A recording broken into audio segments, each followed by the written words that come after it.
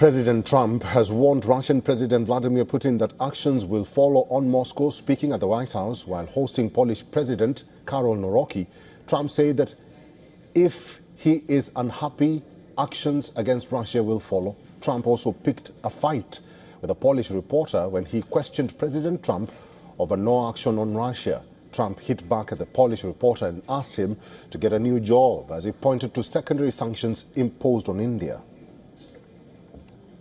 You've expressed many times your frustration and disappointment with Putin, but there's no action since you took your office. Don't you worry that... How do you know there's no action? But really? Don't you worry... What actions did you have you taken? I'm with Polish radio. Okay. How do you know there's no action? Would you say that putting secondary sanctions on India, the largest purchaser outside of China, they're almost equal, would you say there was no action? That cost hundreds of billions of dollars to Russia. You call that no action? And I haven't done phase 2 yet or phase 3. But when you say there's no action, I think you ought to get yourself a new job, because if you remember, 2 weeks ago I said, if India buys, India's got big problems, and that's what happened. So don't tell me about that. Trump's warning to Russia comes on a day when Russian forces launched more than 500 drones and missiles at Ukraine, leading to power outages in large areas, plunging Ukraine into darkness.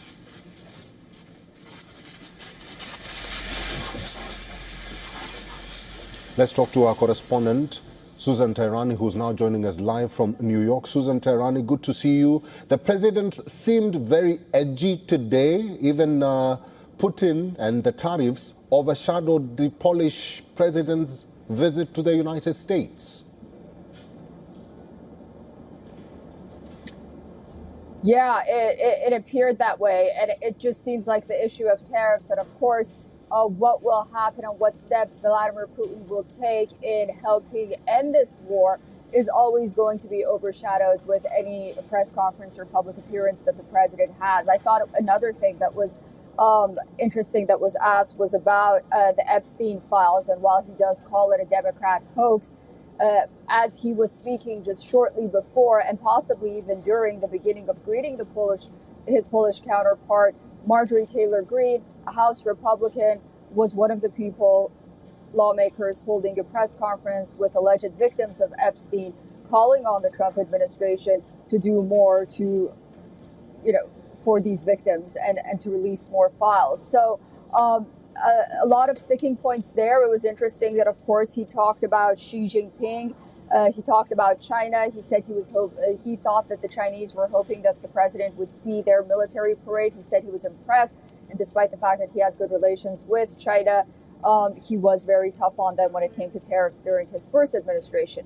And then, of course, the issue of Russia and that encounter with the Polish reporter, which it appeared that the Polish reporter was trying to get to the fact that Russia is not, or Ukraine, neither have halted their attacks and not much is being done. But it was the president who sort of brought it back to tariffs and brought India in the mix once again, as secondary tariffs. And he also threatened that if Russia doesn't come to the negotiating table to find some kind of negotiated settlement to this war, that he's going to do more in the coming days and weeks. And it's important to note that there is a bill in Congress that wants to see Russia sanctioned even more, and also more tariffs on countries that do business with Russia. So all of this is happening at a very fast pace. Of course, he has very good relations with the Polish president, which he said he endorsed ideologically. They're on the same page. They're very similar in what they want, notably regarding migration and immigration. And Poland is a very important partner, ultimately, not only among NATO states, but also in this sort of pretzel that the president has himself in regarding Russia and Ukraine. He did say he was going to speak to Volodymyr Zelensky in a few days as well.